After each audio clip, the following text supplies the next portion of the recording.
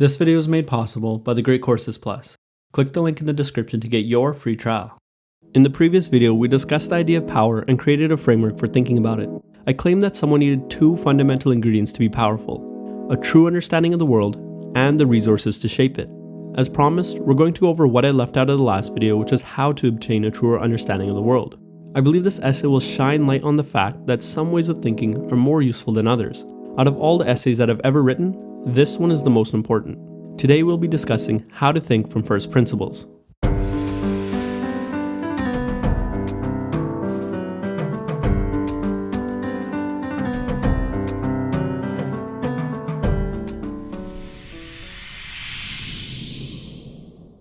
First principles are the fundamental building blocks of an idea. They're the most indivisible part that we know to be true and that we use to build more complex thoughts. I know this sounds a little abstract right now, but let me give you some history, an analogy, and an example.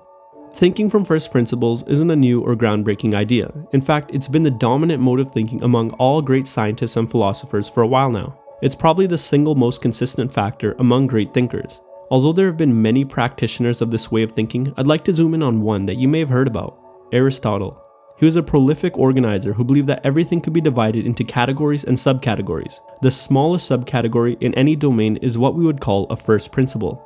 He was also one of the earliest empiricists that we know about. An empiricist is someone who believes that all knowledge is achieved through experience. As one of the earliest major contributors to the study of biology, it makes sense that Aristotle was a first principles thinker. He would dissect animals to gain real-world knowledge and then use his capacity for reason to organize and categorize the information. This cycle of seeking knowledge through experience and using reason to give it structure is how one comes to know the first principles of a subject. Aristotle believed that we couldn't possess true knowledge unless we understood these principles. Now that you have a slight understanding of the history, let me give you an analogy about thinking from first principles. Think of your knowledge in a specific domain as a tree. Someone who thinks from first principles, an unconventional thinker, will understand that body of knowledge from the fruit all the way down to the root. The fruit is what we see in front of us. It's the unearned knowledge that we can obtain, experience, and repeat right away. We can look at an apple tree, say that it's just a thing that produces apples, and call it a day. It's a very shallow understanding of the tree, but it's not untrue. On the other hand, a first principles thinker will want to know how this creation really came to be. They'll see that the apple is connected to a branch, and every branch is a subset of a greater whole called a trunk. Finally, they'll see that the root is the most fundamental part of the tree, which gives rise to the fruit. They've gathered multiple pieces of information about the tree through experience, but they've also organized the pieces of information in relation to each other. These free-floating facts have been transformed into an organized body of knowledge. The conventional thinker will believe that they can put the apple seeds anywhere and grow delicious apples. They lack true understanding. Upon examining the roots, the first principles thinker will see that a delicious fruit starts with good soil. They have a nuanced understanding. The conventional thinker is the guy at the cocktail party who has all of the interesting facts. His knowledge consists solely of fruit that he can display. On the contrary, the unconventional thinker is consistently focused on building trees of knowledge. Like Aristotle, he or she goes back and forth between experience and reason to build an organized and structured body of knowledge. A tree planted in good soil will have strong and healthy roots and thus produce delicious fruit. Likewise, an idea that blooms from true and beautiful first principles will itself be beautiful and true. Naturally, if the simple parts that make up a complex whole are good and true, then the complex whole must be good and true as well. This is important because, as we discussed in the last video, a true understanding of the world is necessary to obtain power. Any complex beliefs we hold can only be true if the parts that make them up are true. To make this more concrete, let's think about the process of writing an essay from first principles. A well-written essay is like a delicious fruit. It's enjoyable to consume and difficult to produce without understanding its fundamentals. We can identify the fundamentals by breaking it down into its component parts.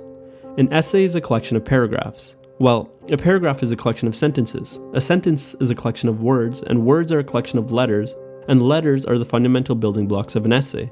Once the components of an essay are understood, we can look at improving each one from the simplest to the complex. If we can make each individual component remarkable, then the totality should be remarkable, and that is the art of first principles thinking.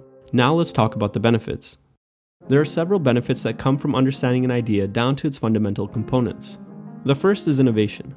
Once you understand the fundamentals of an idea, you can rearrange them, change them, or put them together differently to create a new idea or a product. In our writing example, we could have created another layer above the essay. We could call a collection of essays a book. We've now invented something new. The second benefit is optimization. A fundamental component can be changed in order to improve an idea or a product.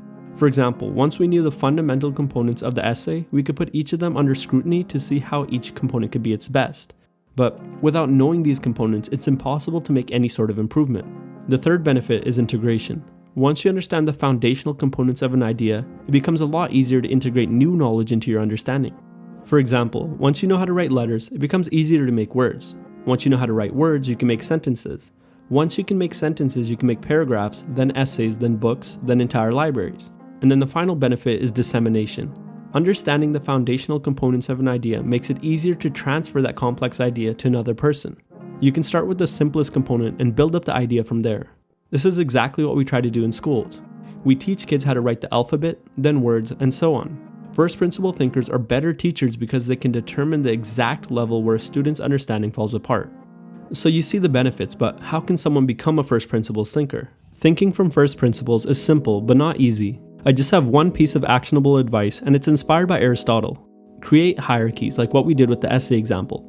Most ideas are nested inside or outside one another, and it's the job of a first principles thinker to map out how these ideas are linked. As Aristotle, like all empiricists, would say, knowledge begins with experience. The world is presenting fruit all around you, amazing and complex acts of creation. Discovering the roots of these creations starts with questions such as why or how. The ultimate truth seeker must not be satisfied with fruit, yet they realize that the search for roots is never ending. Once they've reduced an idea down to the smallest fundamentals that they can conceive of, they have arrived at the first principles. These fundamentals can be used to innovate, optimize, learn more complex ideas, or to teach others. One of the best ways to discover these fundamentals is by actually writing down and organizing the information in a subject that you're interested in by using a hierarchy or a mind map like how we did with the essay. So that concludes my little mini-series on power. I put forth a framework for power in the last video and discussed the idea of being valuable to obtain it. In this video, I put forth a common mode of thought among great thinkers. In the next video, I plan to discuss something that might catch you by surprise: the danger of being a first principles thinker. Hey guys, one of the most important aspects of your educational journey is making sure that you have a diverse range of high-quality teachers. Thanks to the Great Courses Plus, you can get a free trial that gives you access to top-notch lectures and courses from some of the best professors in the world. They have a huge library of over 8,000 videos about nearly anything you can think of, from science, philosophy, cooking, and even photography. Right now I'm going through the course called The Big Questions of Philosophy by Professor David K. Johnson, and more specifically, the lecture on how to reason carefully. Careful and sharp reasoning skills are an absolute necessity for becoming a first principles thinker, so I highly recommend taking advantage of the offer and checking it out. You can get access to your free trial by going to thegreatcoursesplus.com/freedom or clicking the link at the top of the description to take you over there. As always, thanks for watching, and I'll see you soon.